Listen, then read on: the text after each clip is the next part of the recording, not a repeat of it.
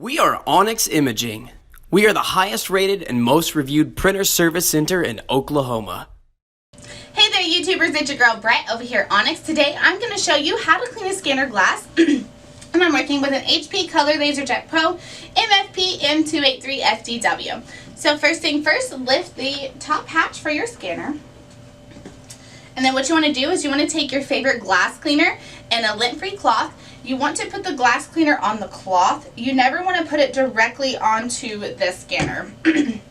So go ahead and lightly or gently clean your glass here. Sometimes we do see pen marks or even whiteout marks, so you may need to clean it a little more. Sometimes things just get stuck on the glass without us even realizing it.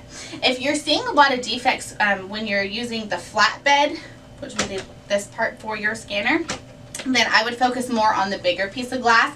If you're using the ADF, this part right here where it sucks it through, then focus more on this little strip of glass that's right here behind this little monitor.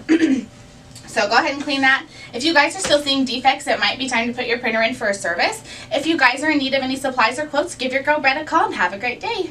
Thank you for watching.